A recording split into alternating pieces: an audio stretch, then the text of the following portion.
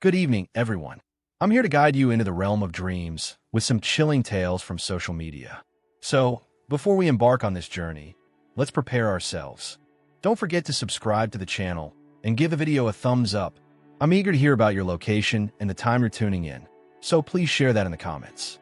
When you're prepared, take a moment to settle in and find your comfort. Greetings. I'm Acier, and let me share a tale from last year. After toiling diligently for an entire year, I finally managed to save up enough to purchase my very first new car, and my excitement knows no bounds. However, with limited space in my driveway, I crafted a plan. The journey of parting with my old Hyundai began with reaching out to friends and family, inquiring if anyone was in need of a car. However, as time passed, with little interest from others, I ultimately made the choice to list it for sale on Facebook Marketplace, a 2003 model waiting for a new chapter. After conducting some research, I have chosen to present an offer for the Sonata, which has 120,000 miles on it, for $1,000 or so I dreamed it would be. Yet as the weeks slipped by, that hope remained unfulfilled. There was a moment when my hope began to wane, as interest seemed to fade. But then, like a spark in the dark, a message arrived from someone named Freddie. After some back and forth and a bit of negotiation on his side, I finally reached an agreement on the price I was willing to pay. $3,400. I mused, what a perfect sum. And then Freddie revealed he could pay in cash. It was a great relief when he mentioned that we could meet in a garage he supposedly had, even though he didn't actually have one. He sent me the location of car, and I found myself feeling a twinge of concern about the distance involved. I reached out to my friend Jeremy, seeking his company, and he readily agreed. Thus, I made my way to his house, where he would join me on the journey to the garage down the road.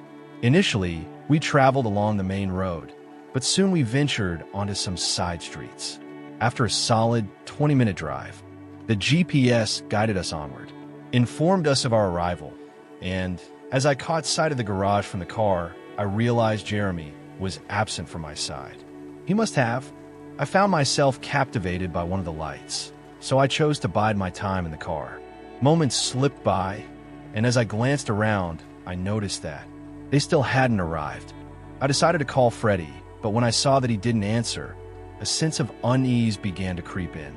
As I sat in the car, my eyes caught sight of two men emerging from one side of the garage, and I leaned in to discern whether either of them appeared to resemble Freddie's profile picture, yet it wasn't him, leading me to believe they might be patrons of the garage or something along those lines.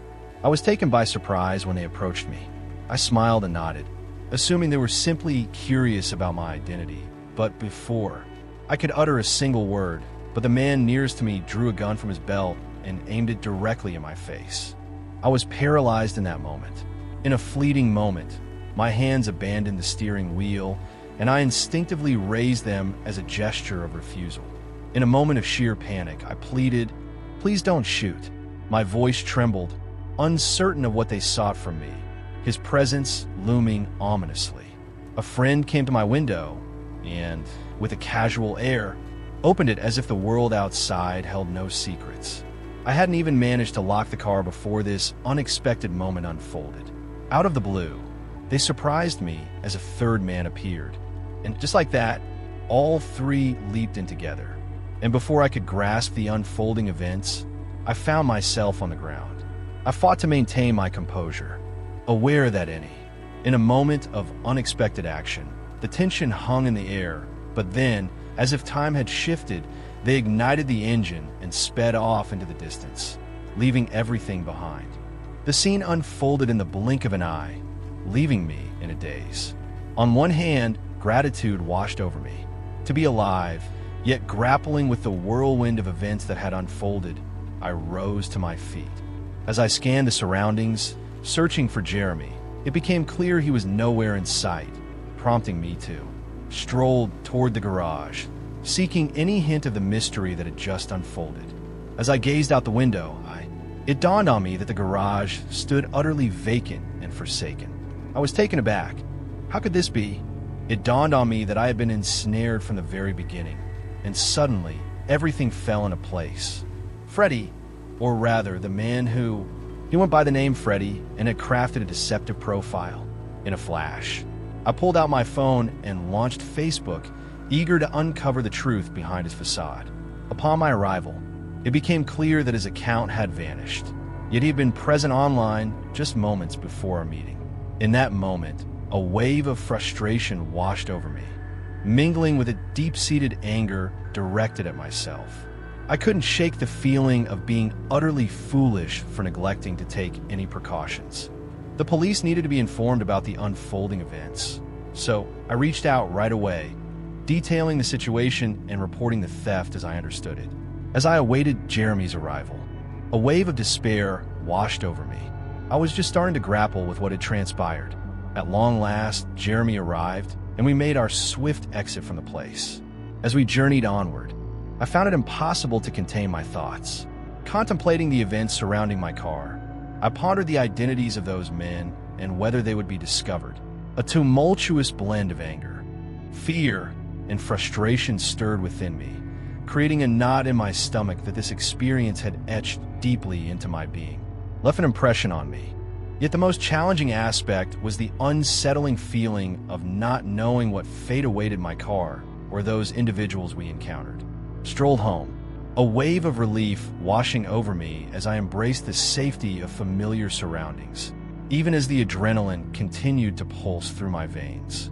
I vowed to myself that I would never again turn to Facebook for selling anything, as the trust one once had in that platform had faded away. It came at a great cost, and that marked the end of allowing an online ad to disrupt my existence. Now, all that remains is to glean wisdom from the experience. This journey has taught me to be more observant of the signs along the way. I'm grateful to have had Jeremy by my side, offering unwavering support. Yet, I shall always remember that peculiar encounter in the garage and the haunting sensation of being ensnared in a web of deceit that nearly took everything from me. The question caught me off guard, sending a chill of fear through me. It was undeniably peculiar, yet with a determined spirit, I chose to embrace the moment, my voice steady as I declared my intent. The air thickened with anticipation, a palpable tension settling around us. As Martinez fixed his gaze upon me with an intensity that pierced through the air, he spoke with a weighty seriousness. "We can assist you with that, but you must follow our guidance. Are you truly prepared to commit?" To do anything, my blood ran cold. There was a chilling note in his voice that warned me I was on the brink of something significant. As I pondered the gravity of his words, I couldn't help but question the seriousness behind them. What could it possibly mean? I found myself compelled to respond, striving to hold my ground, yet my anxiety started to surge. "First, you must demonstrate that you can relinquish something dear to you." "Love," he said. "What exactly do you mean?" I asked, my voice trembling. Martinez paused. "Before you decide if you truly aspire to be a successful actress, understand that great sacrifices are essential on this journey we can guide you through. To ascend to greatness, one must make a profound sacrifice. It requires letting go of someone dear, someone who holds significance in your life. The act is not just a loss. It is a necessary step on the path to glory." In that moment, darkness enveloped her, and the very essence of the room shifted profoundly. It was no longer just an audition. Once upon a time, not too long ago, I found myself at a vibrant party amidst the buzz of Fashion Week. It was there that I overheard a tipsy model sharing tales of some intriguing happenings. Men clad in black suits approached her with a chilling request to take a life. She claimed they were affiliated with the UMD, and I couldn't help but chuckle at the absurdity of it all. Found myself reflecting on the situation, initially dismissing it as mere drunken imagination and wild conspiracy theories. Yet now I found myself questioning whether they were truly the ones before me. Just when I believed it was all a dark jest, it dawned on me that this wasn't an audition, was it? I whispered, trepidation lacing my every word as I rose to my feet. From the chair, I fought to keep my legs steady, for I could feel them beginning to tremble, a testament to my survival instinct kicking in. In a moment of urgency, Their voice rose, urging me to leave that place without delay. With all the poise I could muster, I expressed my gratitude. "Thank you for the opportunity, gentlemen, but I sense I may not be the right fit for your needs." With that thought, I turned and departed, a chill enveloping me. A chill ran up my spine as I departed. I glanced back over my shoulder and caught sight of Martinez and his associates, their expressions vacant and hollow. With a chilling expression, you made your way to the exit, and my mind wandered, envisioning that at any moment, menacing figures could emerge from the shadows at any moment, ready to seize me, or perhaps one of those individuals would pull a trigger, striking me from behind, or that they try to take me, but in the end, I simply strolled out the door and back onto the street unscathed, and straight back to my apartment. Yet ever since that day, I have been haunted by fear. I catch glimpses of men in black suits who appear to accompany me in every corner of my life, from the cozy confines of my apartment to the vibrant energy of fashion shows, and even during my mundane trips to the supermarket. It's an experience that lingers. In the shadows, I feel their gaze upon me, relentless and unyielding, stirring a whirlwind of thoughts. What is it they seek from me? Are their intentions veiled in darkness? Or do they harbor a desire to bring me harm? If you find yourself dreaming of the spotlight as a model or an actress, heed this advice. Disregard all those faceless voices. Engaging in conversations on social networks can be a risky endeavor, and often the cost of such interactions can be steep, with consequences that may prove to be too burdensome to bear. Beware of the perils that often masquerade as dazzling prospects, for not everything that shines is truly gold. It is not. Once upon a time, during the tumultuous days when the conflict with the Islamic State was raging in Iraq and Syria, I recall a dear friend, a friend of mine, Albert, shared with me the details of an Instagram account managed by a group known as Peshmerga, or something along those lines. These individuals formed a formidable group, akin to a militia, comprised of Kurdish warriors facing persecution at the hands of ISIS jihadists. Thus they, in the midst of a genuine conflict. What truly captivated me was the abundance of combat videos and photographs they shared, showcasing their moments of valor, the weapons and equipment they had seized from ISIS. Some of the items they revealed were indeed quite extreme, but one day, as I was perusing my feed, I felt an inexplicable urge to follow the account. I came across a haunting image that left me utterly still. It depicted what seemed to be a prisoner of ISIS, bloodied and bearing a profound expression. The expression of despair etched upon his face caused my heart to contract, and the caption, written in Kurdish, rendered it challenging for me to grasp its meaning. Yet, with the help of Google Translate, which surprisingly offered a Kurdish option, I was able to unravel some of the words, even though the translation had its quirks, and some words fell out of place. Yet it conveyed enough for me to grasp the essence of what I encountered. In a moment of discomfort, the words elude my memory, yet their eerie essence lingers. It conveyed something unsettling. They called for a vote to decide on execution and then set a time frame for the voting process. In essence, the Peshmerga were seeking the input of their community. Instagram followers are tasked with the weighty decision of determining the fate of this prisoner, and to everyone's astonishment, nearly all the comments reflect a unified sentiment. There echoed a chorus of phrases, urging actions like yes, kill him, do it, yet only a few dared to take the plunge, to contend that they ought not to become what they once despised, that they were never meant to be, barbarians. I was taken aback as I shared the post with Albert, the very one who had introduced me to the account in the beginning. We spent hours weaving through the intricate threads of whether the prisoner truly merits such a sentence, and I found myself pondering how. It was truly dreadful what his associates were engaged in, the heinous acts they were perpetrating, trafficking women and girls into. In the shadows of history, where the chains of oppression clashed with the cries of the innocent, one must ponder, did our reflections hold any weight amidst the turmoil? Dear Albert, send me another post, this time responding with an emoji that expressed horror and shock. Something akin to a yellow emoji with wide eyes. Bulging eyes. It was a photograph of the same prisoner that had been shared just hours before.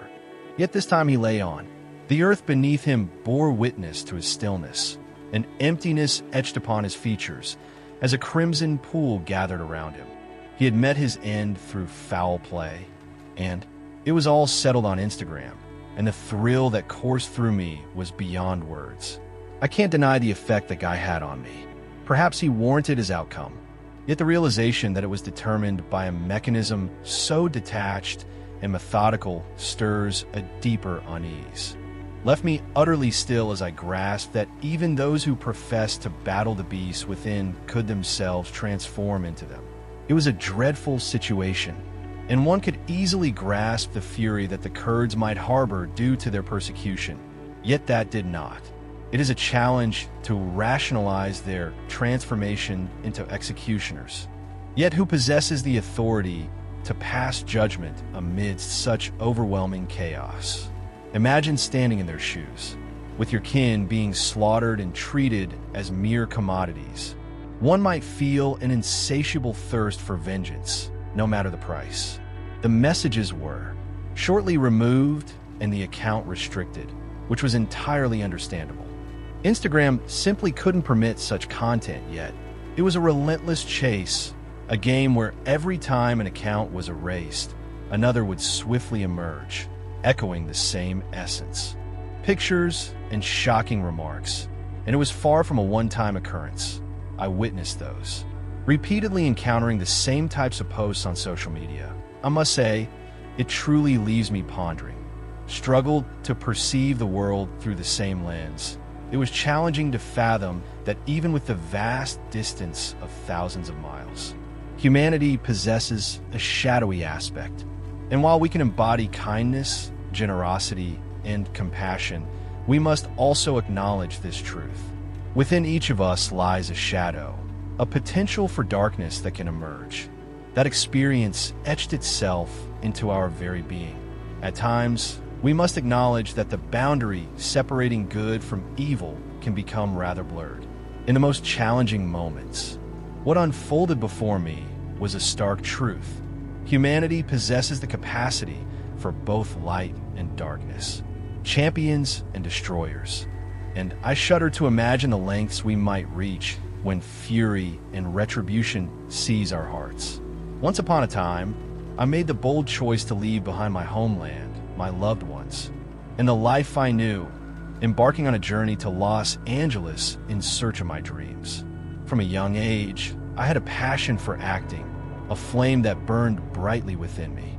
I understood that the journey ahead would be filled with challenges, yet my heart was set on the path to becoming an actress. Upon my arrival in Los Angeles, I found myself at a crossroads, ready to embrace the unknown.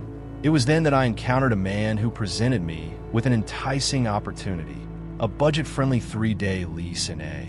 In that small basement, an opportunity presented itself, one I simply couldn't let slip away. So, with a heart brimming with courage and joy, I embraced it the very next morning. As I embarked on a quest for my dream job, I found myself facing rejection at every turn. Yet, as the days unfolded, I discovered the warmth of friendship blossoming around me, who became my beacon, offering me a place to rest on their sofas and providing a sanctuary to refresh and renew.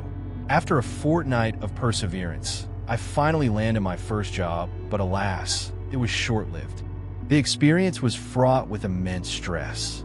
Each day unfolded as a relentless battle, and after 5 long months of unwavering determination, I finally secured a position as A. In the bustling atmosphere of a restaurant, amidst the clinking of plates and the pouring of drinks, our paths crossed. Alba, an editor of a fashion magazine, extended to me my first genuine opportunity. As a model, I recognized the significance of the moment before me, a golden opportunity that life had graciously bestowed upon me, and I was determined not to let it slip away. After a series of photo shoots as a model, I found myself earning some money, which allowed me to rent a better place, and then came Alba. She encouraged me to share my photos on Instagram, suggesting that it would attract attention from brands. So, I took her advice to heart, took a leap of faith, and began sharing my photos. And before I knew it, in just a few months, everything changed. Suddenly, I was thriving on Instagram. Success.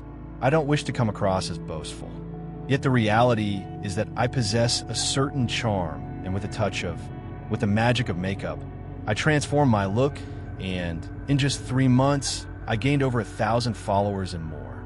Job offers began to flow in, yet even amidst my triumphs as a model, my true passion lay in acting. I often shared with Alba my aspirations and dreams. She urged me to embrace the opportunities before me, cautioning against the perils of risking what I already had as I contemplated the shift to acting. After 6 months, I found myself with 10,000 followers on Instagram, only to lose them.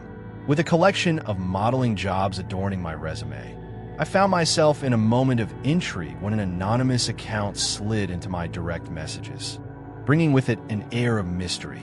When asked if I would like to be an actress, my heart soared with delight. This was precisely what I had dreamed of, why I had been anticipating for so long. I responded without a moment's hesitation, yes. Moments later, they inquired about my availability for the upcoming weekend, and upon my affirmation, they graciously extended an invitation for me to audition. Upon receiving news of landing a leading role in a film, a wave of emotion washed over me. I leaped around my apartment, unable to hold back my sheer joy. At long last, it felt as though the moment I had longed for was within reach, and that my dreams were unfolding before me on that very day. I rose with the dawn, unable to find rest due to the thrill coursing through me. After a refreshing shower, I selected my finest dress and reached out to a friend to join me. I prepared my makeup meticulously, aware that this audition could be a pivotal moment, one I couldn't afford to let pass me by as I stepped into the room. In the heart of the bustling city, a towering high-rise loomed before me. My heart raced with anticipation, a whirlwind of emotions swirling within me as I stood just one step away from something extraordinary. As I pursued my dreams, a girl approached me, and I found myself waiting for a few moments as she engaged with me. I lingered in the lobby, anticipation building as I awaited my name to be called. Finally, the moment arrived, and I stepped into the conference room, where something unexpected unfolded. It felt off, a swirl of confusion enveloping me. This didn't quite resemble an audition in the traditional sense. Yet there were only 5 men stood before me, clad in eerily similar dark suits that seemed to absorb the light around them. Their faces were devoid of expression, resembling blank masks, save for one among them, offered a subtle nod that sent a wave of emotion through me, instantly igniting my nerves. Yet, I endeavored to soothe Cal, whispering to myself that it was merely an audition, just another fleeting moment in time. A man emerged before me, perhaps in his 50s, drawing nearer and nearer. There was something in his gaze held a weight that stirred my unease, yet I pressed on, clinging to the hope that this moment marked the dawn of something new. Something significant was unfolding. Yet beneath it all, a quiet whisper urged me to question whether this was truly as it appeared. The man at the front began to speak. "Hi, I'm Martinez, and you must be Demery." "Yes," I replied, striving to sound, despite the nervous atmosphere. I maintained a cheerful demeanor, striving to stay calm and not let it affect me. "So, dear, do you have any?" With a glimmer of curiosity, he inquired about my acting experience. I nodded and shared that I had indeed dabbled in the world of theater. My city, a canvas of experiences, yet I found myself unversed in the art of the lens. I yearned for authenticity. As Martinez's gaze bore into me, I found myself grappling with the question: if I lacked experience, what drove my desire to step into the world of acting? I couldn't quite articulate my thoughts.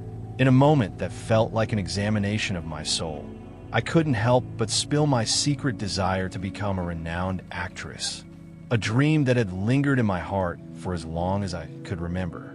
I had spent my childhood in awe of Meryl Streep and Jennifer Aniston, dreaming of reaching the heights of success they had attained.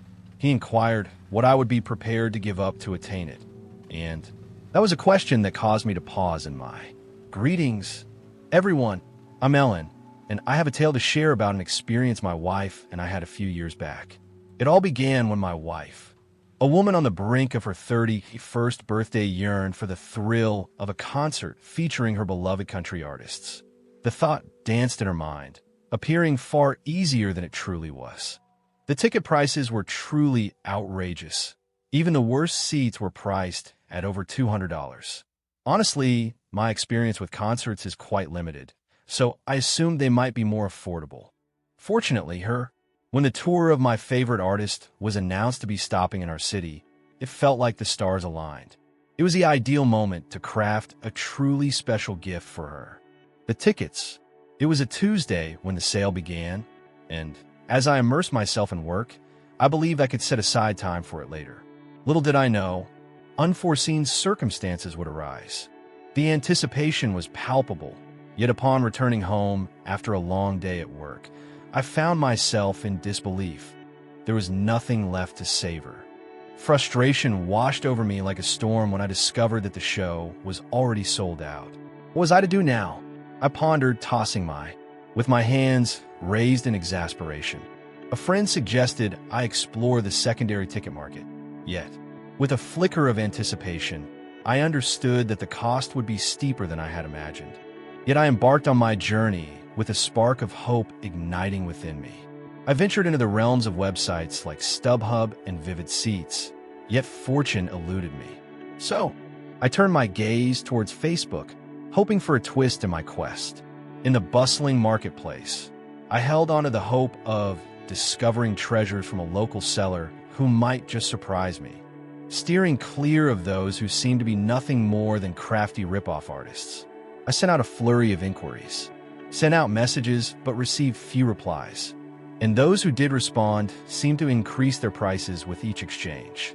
After days filled with frustration, I was on the brink of surrender when I stumbled upon a man named Marcos, who was offering to.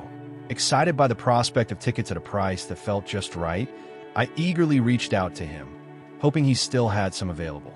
The tickets. Yet after roughly 30 minutes of silence, I began to think that perhaps someone else had already reached out to him. Feeling a touch of disappointment, I chose to surrender to sleep that night. But as dawn broke the next morning, as I prepared for work, a message chimed on my cell phone. It was from Marcos, and to my delight, he confirmed that he still had the tickets. It was hard to wrap my mind around it. I inquired about when I could collect them, and he revealed that there were some interested parties, but he required, with a swift decision. I chose to make my payment through PayPal, ensuring that my purchase was secured. This choice brought me peace of mind, knowing that my funds were safeguarded.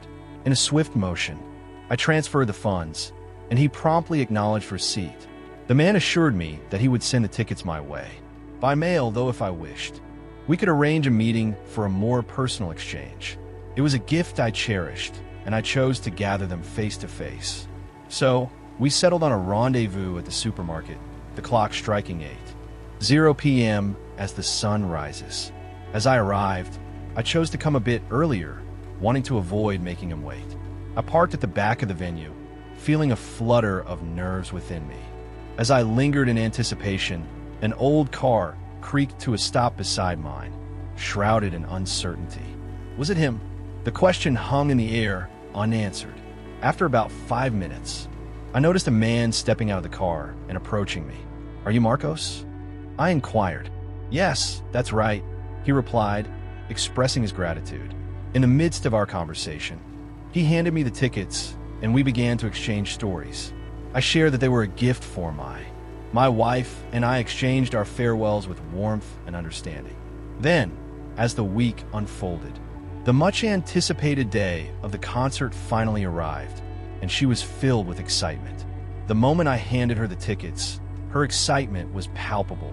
As we stepped into the venue, the atmosphere enveloped us, and the view from our spot was nothing short of breathtaking. Our seats were fantastic, and we immediately indulged in some drinks. But just as one of the opening acts began, as I was on the brink of beginning, a gentle touch graced my shoulder. When I spun around, who should I find standing there but Marcos, my friend. How are you? Apologies for my tardiness. The traffic was absolutely relentless. I must say, I was quite taken aback to see him. There, right behind me. And I perceived it merely as an intriguing twist of fate, so I introduced him to my wife, and he was quite polite at first.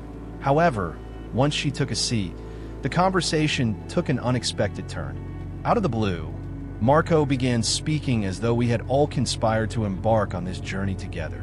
It was somewhat perplexing, as his demeanor created an air of uncertainty. It felt as though we were friends. Each time he spoke, I endeavored to join in, weaving my words into the fabric of our conversation. Yet as I reveled in the unfolding spectacle, Marcos continued to weave his narrative through the concert's progression. With occasional interruptions and moments of conversation, I found myself questioning whether he truly understood that my knowledge of him stemmed solely from that.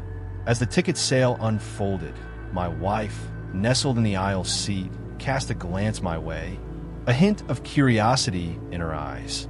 Perplexed, it was clear that there was a discrepancy in his behavior, and he frequently uttered phrases such as, "It's truly wonderful that we find ourselves together in this moment, and I'm delighted that you were able to bring your wife along. The truth is, I was somewhere else entirely before this."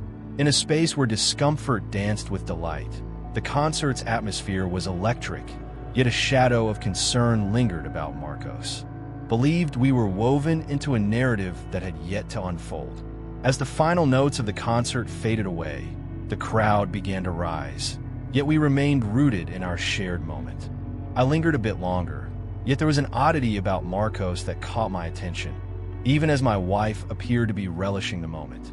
She felt a lingering sense of discomfort. The way Marcos gazed at her before breaking into a smile, yet it seemed insincere.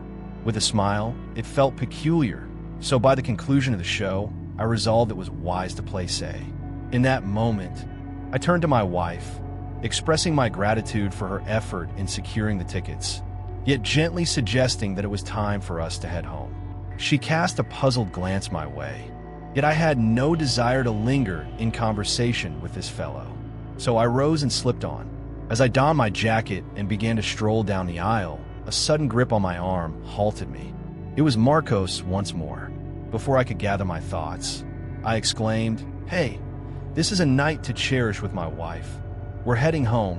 My tone was more severe than necessary, and I immediately regretted the words I had chosen that evening when my wife and I paused to gather some sustenance, then settled onto the sofa, savoring a delightful dinner before drifting off to sleep. In the weeks that followed, life settled back into its familiar rhythm. We immersed ourselves in our work and engaged in the activities we cherished at home. Yet there was one thing that lingered in the air. One quiet day, as I settled in with a book, hoping to drift off to sleep, a Facebook alert broke the stillness. Marcos had sent me a message. It expressed a sentiment of joy for your enjoyment at the concert, while also conveying an apology for any perceived overzealousness and a genuine desire to connect further. To understand you more deeply sent a chill through my veins, and in a moment of impulse, I erased the message and promptly blocked his profile. The reality is, I'm not one for social media, and this guy was intruding into my space. Life unfolded without an invitation, and the message stirred a sense of unease within me. Despite my efforts to push it aside, the topic lingered like a shadow, refusing to fade away. As the weeks drifted by, perhaps 6 or 7 in total, one afternoon found my wife and me nestled on the sofa. Engrossed in our phones, we were suddenly jolted by our dog's frantic barking. Instantly perked up at the sound of a resounding knock on the door. It was rare for anyone to drop by, so I urged my wife to remain composed as I ventured into the garage to uncover the mystery. Yet, as I swung the door open, my heart raced with anticipation. There stood Marcos, a broad smile lighting up his face, and I fainted at the sight of him. And I must have muttered something like, What the hell are you doing here? He, however, remained unfazed. With a calm demeanor, he expressed his regrets, mentioning something about having tickets to a concert the following week and considering my wife and me. His smile lingered in the air, and the tension of the moment left me utterly speechless. But what unfolded next was truly unexpected, even more unsettling. I inquired about how he had obtained my address, and he responded with an unsettling calmness. In that moment, as he revealed the source of the information from the PayPal transaction, a surge of anger washed over me, compelling me to issue a warning this time, that if he ever appeared on my doorstep again, I would not hesitate to call the authorities. Even though he seemed harmless, there was something about him that unsettled me. Upon my return, I warned him that my dogs would be unleashed upon him if he chose to linger any longer. Within the confines of our home, my wife inquired about the identity of the man. Without a moment's hesitation, I replied that he was merely a UPS delivery guy, yet the air was thick with unspoken tension. The air was thick with anticipation as days slipped away and an unsettling feeling crept in. I observed the flickering lights in the garden, each one whispering secrets of the unknown, were igniting more frequently, as if an unseen force was awakening them. Occasionally, I caught whispers in the air. Unusual sounds echoed from outside, reminiscent of windows being wrenched or groaning. I made an effort to remain calm, to assign it excessive significance, believing it was merely my overly sensitive mind playing tricks. Yet despite that, there shall be no further encounters with Marcos. It is evident that I will refrain from making any purchases on Facebook in the future. The experience has left a lingering bitterness fills my mouth, accompanied by an ever-present anxiety about the potential consequences of inviting strangers into my world. I find myself uncertain if I would be bold enough to take that chance once more, or perhaps even experience another concert. In the vibrant city of Houston, Texas, in the year 1994, a young girl named Alexis Shy came into the world, the cherished daughter of Mike Robin Alton Stacy. After completing her secondary education, her journey was just beginning. In her pursuit of knowledge, she stepped into the realm of education and embarked on a journey at a university in Pittsburgh, immersing herself in her studies. Biology, however, after graduating, she found herself in no rush to seek a teaching position. Instead, she embarked on a journey with a company called Monat, a realm dedicated to the art of skincare, unfolds its narrative as one embarks on a journey while working there. In a twist of fate, she found herself amassing a legion of followers on Instagram, drawn in by her natural beauty, and their dazzling way of life enchanted countless admirers as she and her husband Tom embraced their new roles as consultants at the company thrived, bringing in substantial wealth, allowing for frequent trips and vacations, while Alexis found herself on the outside looking in, overlooked the chance to unveil her journey to her audience, posting snapshots of their adventures and showcasing there. In the opulent surroundings of Houston, her fame blossomed to such heights that by December 20th she, with a following surpassing 70,000, she found herself in the familiar position of being sought after by brands eager to collaborate.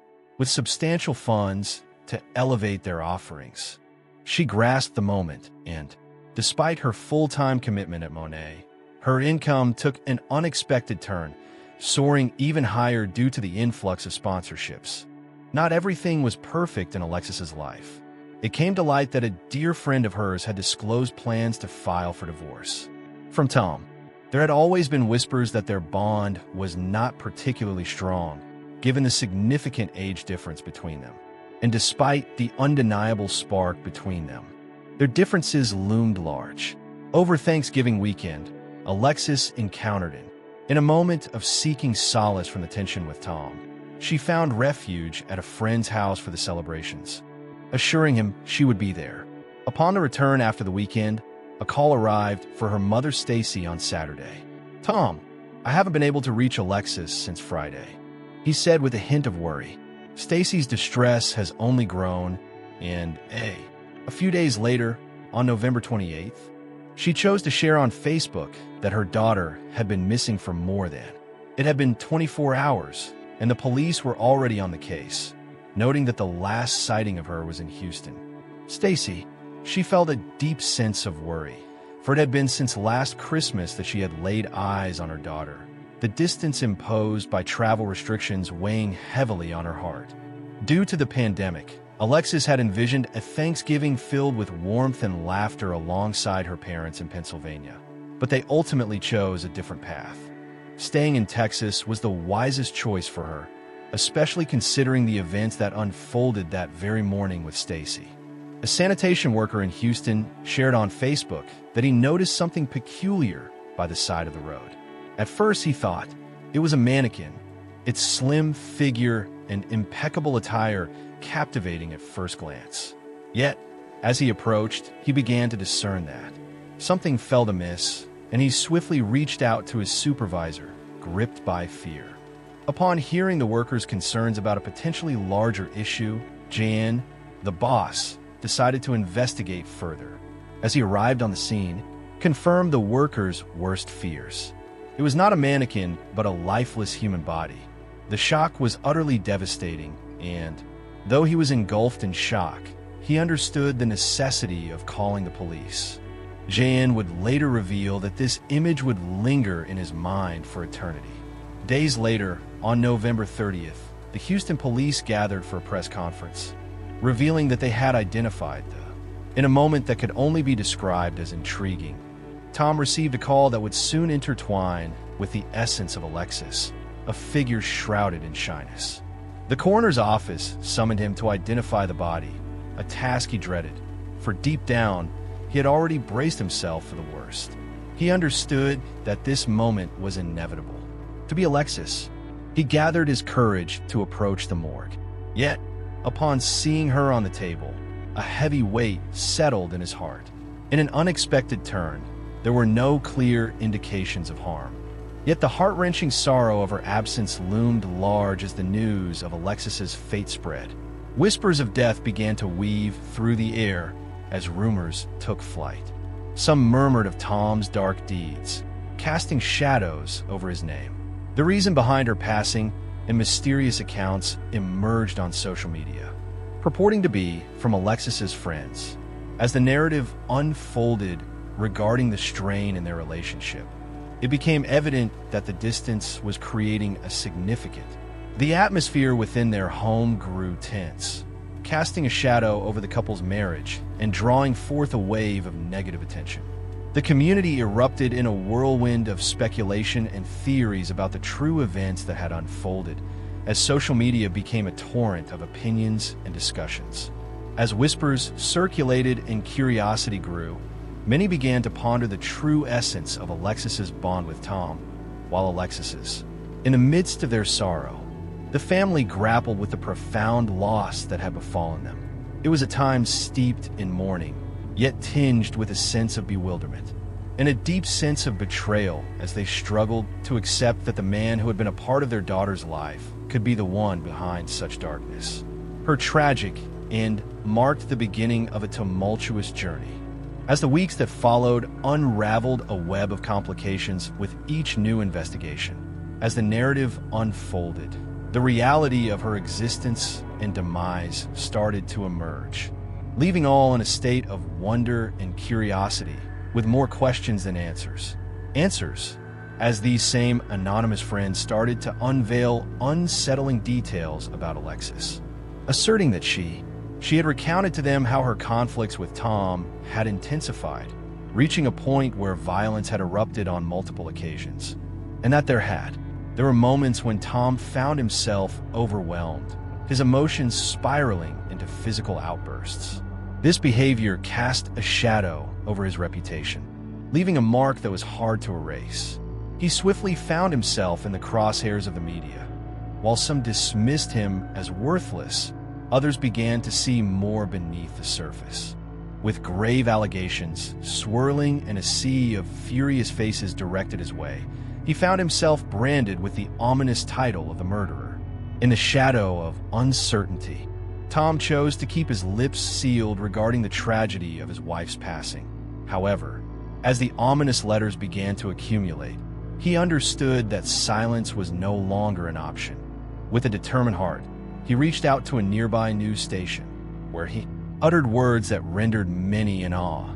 He proclaimed that there were no issues in their union and that in. He refuted the notion of their separation and subtly suggested that Alexis. She stumbled out of her friend's house, the echoes of laughter and the warmth of Thanksgiving still swirling in her mind, a little too tipsy from the evening's festivities. In a moment of uncertainty, Alexis's mother, Stacy, found herself in a dire predicament that she was convinced of, that something dreadful had befallen her daughter. The autopsy unveiled that foul play could not be dismissed, which only heightened Stacy's worry. "I am certain that my daughter was taken from us in the manner her body was discovered. Conveys everything," she expressed, her voice heavy with sorrow, as Alexis's friends confided in Stacy. During a recent journey to Mexico, she voiced her worries about her safety, which lingered in the air. Even more inquiries arose regarding the genuine essence of her connection with Tom, as the authorities endeavored to eliminate Tom as the primary suspect. The individual appeared to be open to assisting with the inquiry, yet circumstances took an unexpected turn. It was as if the public social networks were ablaze, with many individuals convinced that the case was shifting in a dramatic new direction. What seemed like a straightforward path to an impending arrest took a twist as whispers began to circulate, adding layers of complexity to the unfolding tale. The possibility that Alexis's murder was connected to her role at Monet, the beauty products company where she was employed, loomed large, has faced its share of scrutiny, having been called out for employing bold and questionable marketing strategies. Indeed, the integrity of its products had been under scrutiny well before Alexis's passing, and during that period, the Florida attorney, a general, was delving into the company, prompted by claims that its products were responsible for issues with skin and hair. Even lawsuits from customers who claimed to have suffered damage after using her products. Alexis was truly remarkable. A salesperson, she had triumphed in a sales contest, earning a $10,000 check that marked her achievement. In the spotlight, many women affected by dermatological complications might hold her accountable for their struggles. Furthermore, there were whispers of Monet's departure have cast a shadow over many, leaving a trail of financial woes for those who invested heavily in her products. This sparked inquiries into whether anyone, upon discovering the unfolding events, might have perceived Alexis as accountable. In the midst of their circumstances, a choice was made to strike back. Whispers circulated that the fury of a wronged woman might have ignited the flames of vengeance. In a tale woven with threads of vengeance, the bond between Alexis and Monet teetered on the edge of peril, hinting at dire outcomes lurking in the shadows. Authorities pressed on with their inquiry as the community engaged in spirited discussions about Alexis's bond with her husband and her. Toiling away on Monet, it was a curious twist of fate to consider that the very networks that catapulted her to stardom, opportunities, it seems, wove a complex tapestry that ultimately led to her downfall, leaving many to ponder whether such forces can truly be wrested from the hands of fate. Stacy, the heartbroken mother, yearned for the truth to emerge and for justice to be served for her daughter. The case grew increasingly complex. Intricate as an abundance of inquiries surfaced, individuals found themselves unable to cease their search for a scapegoat. And the enigmatic accident that claimed Alexis's life lingered in the atmosphere for months, with whispers of speculation surrounding the case continually emerging. Yet, despite the investigation, no definitive answers emerged. All that was revealed was that Alexis had succumbed to mechanical asphyxia, but beyond that, the shadows remained thick and impenetrable. There were no indications of violence on his body, no marks on his neck, nothing to imply that he had been asphyxiated, yet still, as the authorities found themselves at standstill, an unforeseen twist unraveled the truth, revealing itself to the police.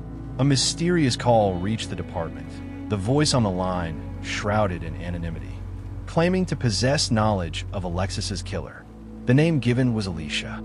The emergence of this name within the enigma surrounding Alexis's untimely demise was utterly unexpected, particularly as Alicia, a prominent figure in the fashion world, took center stage. What unfolded next was nothing short of captivating. All were left in utter disbelief when the authorities took this woman into custody. It wasn't long before she revealed the truth, and what followed was nothing short of astonishing. She and Alexis shared a bond that transcended the ordinary. Their love had blossomed in the shadows, hidden from the world for months. In hushed tones, Alexis had confided in her about their clandestine affair, departing from her husband to be with her. Yet just a few weeks prior, Alexis had chosen to rekindle her marriage. Fate intervened and brought the relationship to a close, yet Alicia found it hard to embrace this reality. One fateful night, Alicia reached out to Alexis, inviting her to her apartment to share some belongings. As they settled in, the atmosphere thickened with unspoken words and lingering memories. Persuaded her to linger a little longer, Alexis acquiesced. Following a tender moment shared between them, she drifted off into a peaceful slumber. In that moment, Alicia seized the opportunity, smothering her with the pillows. Following this, she placed her in her. In a chilling turn of events, a car was left behind, and her body was abandoned in the very spot where she would later be discovered. This tale sent shockwaves through the community, as it seemed that no one had seen it coming. Not even her closest friends could have fathomed that these women were acquainted, let alone that a bond existed between them. In the end, Alicia faced conviction, allowing Alexis's family and husband to discover a measure of closure. Melody, a few weeks ago, I felt the pull of adventure, so I gathered my belongings, carefully stowed them in my suitcase, and set off to catch the bus. Cease your movements, for I stood in anticipation, awaiting the perfect bus to embark on my 48-hour journey to Denver, where my father's family awaited my arrival. And as the journey stretched on, I found solace in the view outside the window. As I immersed myself in the melodies flowing through my headphones, I navigated the gentle yet persistent symphony of an elderly woman with vibrant red hair who had nestled beside me, her snores weaving into the atmosphere. Everything seemed to be unfolding perfectly until, just as we ventured into Colorado, my headphones unexpectedly lost their charge. Music had become a distant memory, yet my cell phone still buzzed with life. In that moment, I chose to tap into the bus's Wi-Fi network, seeking a connection beyond the silence, and explore the vibrant world of social media, particularly on Instagram, where I share my moments using my cell phone. Images of the landscape unfolded before my eyes, and to my astonishment, a flurry of comments began to appear as if drawn by the magic of the moment. A new follower has arrived, Gustavo Fuentes. His photo, however, remains a mystery to me. His account was set to private, so I decided it was best not to follow him back. The bus came to a halt for a bathroom break. As we paused in a quaint mountain village, I seized the moment to wander and capture the beauty through my lens. As I gazed upon the majestic mountains, the view took my breath away. It was the perfect moment to stretch my legs, for I still had a journey ahead of me. As the hours dwindled before I arrived at my destination, I settled back into my seat on the bus and caught sight of the woman with the striking red hair. No longer beside me in her spot was a young, slender, dark-skinned fellow with dark hair.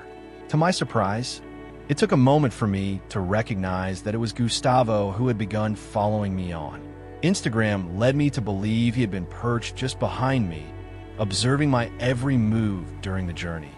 So I refrained from. She pondered for a moment, a smile gracing her lips as he introduced himself. He went on to explain that the woman with the striking red hair had disembarked at the... As we reached the final destination, he seized the chance to stay by my side, and in that instant, a shiver coursed through me. My spine tingled as I pondered whether his sudden appearance was a portent of fortune or misfortune. I felt a wave of fear wash over me. Yet the thought of refusing him brought an even greater discomfort. So, I chose to ease my tension, believing that nothing too serious would unfold. In that moment, as the bus rejoined the highway, our conversation began to unfold. How stunning the view was, and he appeared to be a warm individual. Yet his demeanor felt a bit overwhelming. It was as if we were the closest of friends. My friends, it all began when he decided to follow me on Instagram. In that moment, I slipped on my headphones, ready to dive into my own world. They returned, despite the lack of success, as it served as a convenient reason to keep the conversation minimal. Yet, Gustavo remained determined, unwilling to relent. Whenever I paused for a moment, he would break the stillness with inquiries, some of which ventured into deeply personal territory. What drew me to travel alone? What did I immerse myself in during my moments of solitude? It revealed so much to me. It was an odd sensation, as if he was eager to unravel the layers of my being far too swiftly. Then, he ventured into the realm of Instagram and posed a question to me. He pressed me about why I hadn't followed him back, urging me to do it immediately. "I want you to see all my photos," he said, and I began to feel a shift within me. Feeling uneasy, I ultimately reached for my phone, opened Instagram, and dove into my notifications, searching for. As I stumbled upon his account, an unsettling realization washed over me.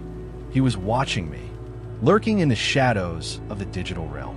The way I clicked the follow button despite my reluctance, and that nagged at me, as if someone was dictating my choices. Gustavo appeared content, while my mind wandered to the idea of unfollowing him. As we arrived in Denver, a smile spread across his face, and he deftly shifted the conversation, posing curious questions about the intensity of mine. In response to the photos, I expressed my confusion, saying I had no idea what that meant. "Don't worry," he reassured me, suggesting that he would share the details with me later. Yet even as he spoke, a sense of reluctance washed over me. I simply didn't wish to know. I was eager to reach my destination, hoping to leave behind the unsettling presence of this man who sent chills down my spine. The atmosphere thickened, and then, to my astonishment, I turned my gaze at my phone, noticing that he had granted me access to his account. A wave of unease washed over me, stirring a sense of foreboding. An unsettling aura surrounded him, as his title suggested a master of special effects makeup, and his portfolio revealed chilling images reminiscent of crime scenes. In one of the photos, the haunting image of bloody victims revealed blood cascading from dismembered arms and legs, stirring a deep sense of unease within me. It was bewildering to think that this person I had just encountered was so passionately devoted to that particular thing. Fear gripped me, leaving me motionless. Yet I was equally astonished by the sheer brilliance of his artistry and makeup. I was engulfed in fear, uncertainty swirling in my mind. My instinct screamed at me to escape that place without delay. What was I doing by his side? As I returned to the present moment, he was there, still smiling with a captivating intensity that sent shivers down my spine. I chose to remain calm and with a deep breath, I quickly began to envision the most effective way to create space between us as we arrived at the den. In an unexpected moment, Gustavo beamed at me and exclaimed, "You have to check out my latest photo. I believe you're going to adore it." Yet, I found myself reluctant to engage.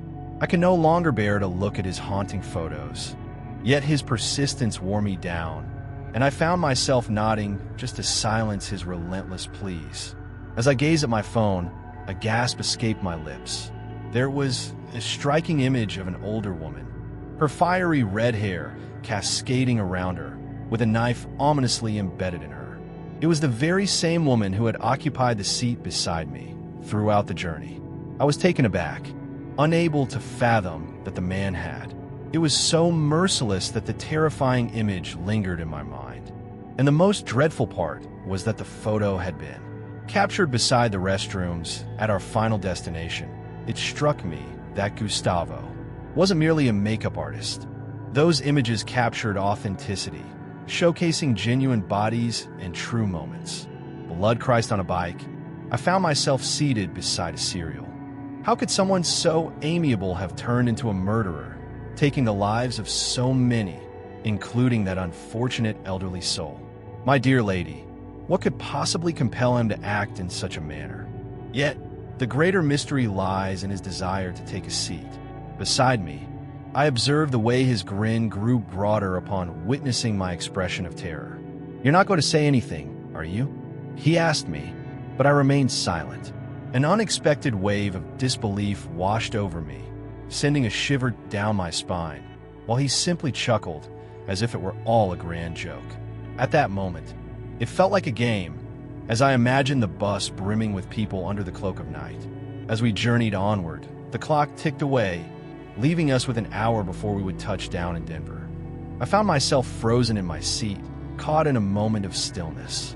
Filled with trepidation, I remained still as Gustavo's gaze bore into me, as though he anticipated a captivating tale to unfold from my lips.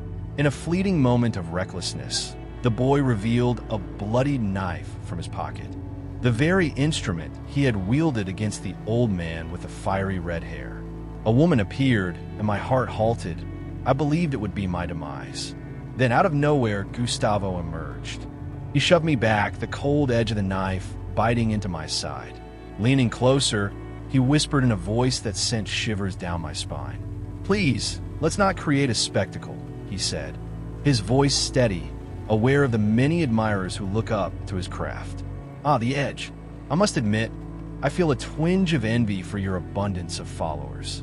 Perhaps if I captured a moment with you, my follower count would soar as well." I can't quite grasp why those words slipped from my lips. I just presumed he was quite the character, a true master of self-importance. And in such scenarios, it's wise to cater to his inflated sense of self. Delighted by the request for a photo, I felt a wave of nerves wash over me. I suggested we capture the moment with a selfie on my phone, and I was ready to embrace the experience. He was taken aback by my proposal, but after a moment of hesitation, he returned the knife to his pocket and agreed. So I reached for it. I swiftly grabbed my phone and snapped a selfie with him, capturing the moment while he was engrossed in the photo on his device. I seized the opportunity, too, in a moment of distraction. I leaped from my seat and dashed to the front of the bus, calling out to the driver to halt his journey. And in a moment of confusion, he slammed on the brakes and shot me an angry glare.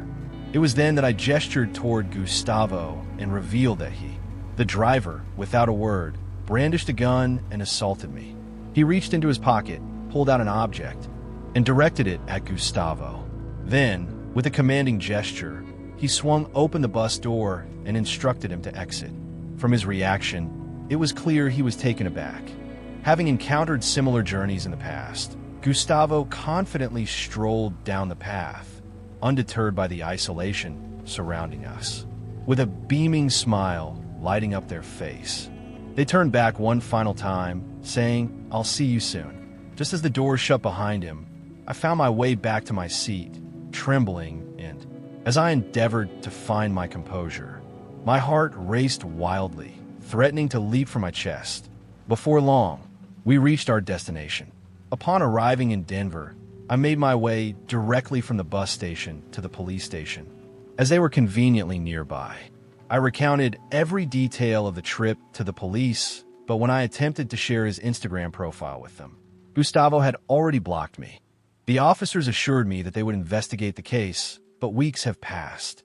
Time has slipped away, and yet the mystery of his fate lingers in the air. Each glance at my phone sends a wave of unease through me, a tight knot forming in my stomach, leaving me in a state of uncertainty. What will unfold if he makes an appearance once more? The shadow of insecurity lingers, and I can only wish that, for the good of all, they seize the moment before he strikes again. Music. It was just another day in Moscow when I crossed paths with Aranvova, a 26-year-old who she appeared to possess everything. An exceptional dermatologist, a proud graduate of Moscow State Medical University, and she was not just exceptional in her profession, but she had carved out a niche for herself as a vibrant presence on social media.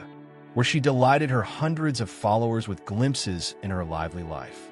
In truth, she had garnered thousands of admirers, having secured the second place in a local beauty contest that only.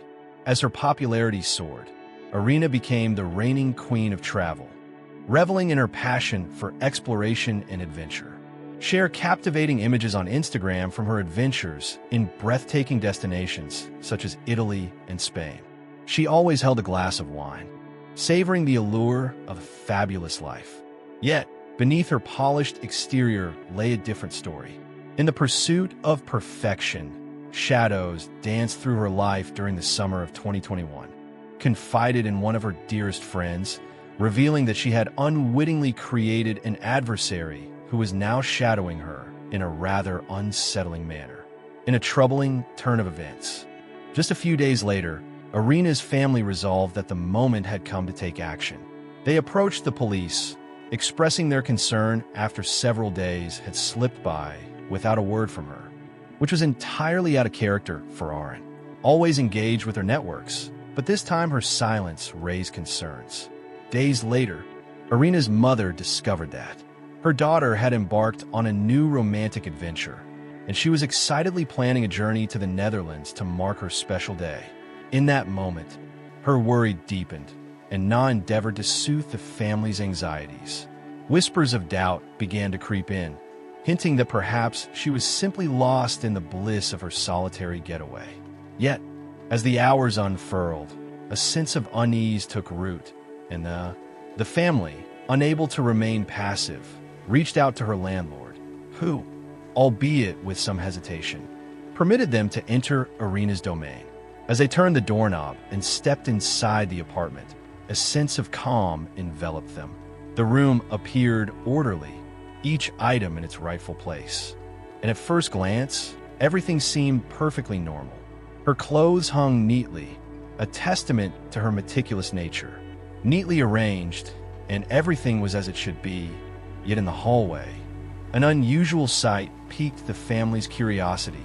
There was a massive, cumbersome suitcase that appeared out of place among her other possessions, sparking a sense of intrigue.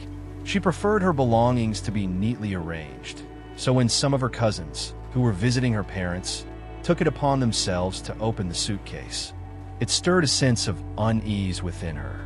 Curiosity piqued, one couldn't help but wonder what lay within. Yet, this was no ordinary suitcase. It was an electronic marvel, secured by a code that kept its secrets locked away. At that moment, a wave of frustration swept through the group as they found themselves in the dark about the young woman. In their quest for answers, they decided to summon an expert to shed light on the mystery. In a matter of minutes, the expert deftly unlocked the suitcase. Yet no one was present to witness the revelation. Ready for the shocking discovery that awaited them, they were met with the gruesome sight of Irina's bloodied and decomposing body. The atmosphere was thick with horror. It was a scene so horrifying and sinister that it left everyone in a state of shock. A deep-cut martyr neck, accompanied by multiple wounds scattered across her body, the chest and abdomen. And what sent a shiver down the spine was the fact that she was utterly dismembered. The police arrived swiftly at the scene, eager to uncover the truth. Yet, as they examined the surroundings, they discovered no murder weapon and no indications of a robbery. The struggle unfolded like an intricate puzzle, each piece seemingly impossible to fit together as I endeavored to. In their quest to unravel the mystery, they turned to the girl's social media, where they stumbled upon revelations that she had. I've been delightfully surprised by a mysterious admirer who sends me magnificent bouquets of flowers, boxes of chocolates, and romantic notes brimming with sweet compliments. Yet the situation took a dramatic twist when they discovered that Irina had ended her relationship with her boyfriend Vlad Petrov just a few weeks before. All signs pointed to the possibility that he might not have approached it with such ease. The police pressed on with their investigation, tirelessly seeking more evidence to uncover the identity of the perpetrator behind this dreadful act. In the unfolding tale of intrigue, the recordings from the building's security cameras unveiled the truth, confirming their suspicions. They captured Vlad, lurking near Irina's, a shadow in the midst of the drama. In the days leading up to her disappearance, the atmosphere in the apartment was thick with tension, revealing that their relationship had unraveled in a less than amicable manner. Her friend shared that she had voiced worries about her former partner, fearing he might struggle to handle the aftermath of their separation from that point onward. As the shadows deepened, Vlad found himself at the center of a swirling storm of suspicion, prompting the police to embark on a relentless pursuit of the truth. In their quest to find the young woman's ex-boyfriend, they faced challenges and setbacks. Days turned into a relentless pursuit, but just when hope seemed dim, they finally succeeded in tracking him down. In the dimly lit interrogation room of the safe house, Vlad's emotions surged, revealing a depth of feeling that was unexpected. Expressing his feelings about the breakup, which he portrayed as harsh, and that Irina, in his view, consistently mocked him, and publicly shamed him on her social media, declaring that despite his generous gifts, she mocked him by saying he was told he was ugly, that not even the most skilled plastic surgeon could remedy his flaws. This criticism consumed him, igniting an obsession with his appearance. He endured numerous surgeries that transformed him beyond recognition, yet she continued to diminish him at every turn. He also mentioned that she had informed him it would require a year for her to gather enough money for them to reunite, which left him in a state of despair. Having poured all his resources into surgeries while the police remained, as they navigated through his account of the happenings, they started to entertain the notion that Irina had embarked on perilous choices, seeking to support her opulent way of living through relationships with affluent individuals. Yet Vlad, in a fleeting instant in a moment heavy with emotion, BLBL revealed the harrowing truth of his past, confessing that he had plunged a knife into the neck and chest of his late girlfriend, his voice quivering as he spoke. With a tone of profound remorse, he expressed that he wished things had unfolded differently, recounting how he attempted to isolate himself in the bathroom following the incident. Vlad's account unfolded in a bewildering manner, as he recounted his experience in a state of shock during the attack, portraying the violence as if it had rendered him utterly speechless in his recounting of the tale when she attempted to face him. With a decisive strike, he sealed his fate, and the man admitted that, in the aftermath, he was engulfed by desperation and a sense of being overwhelmed, grappling with the unsettling reality of what to do with the body. In a moment of grim resolve, he chose to dismember it. He placed it carefully in the suitcase, contemplating the best way to dispose of it in a shadowy alley or an abandoned spot. Yet, he soon came to the unsettling realization that this was not the answer. The air was thick with uncertainty as he made the fateful choice to leave behind the suitcase containing Irina's lifeless form, choosing instead to escape the unfolding drama of the trial. The atmosphere in the courtroom was thick with tension, and Vlad, overwhelmed by the gravity of his actions, shielded his face with his hands as he struggled to confront the reality of the moment.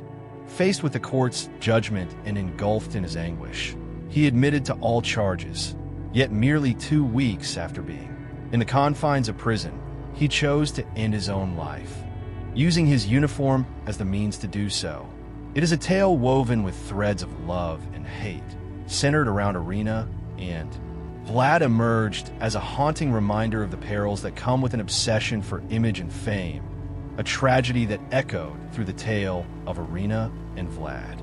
At times, the shadows may be nearer than you realize,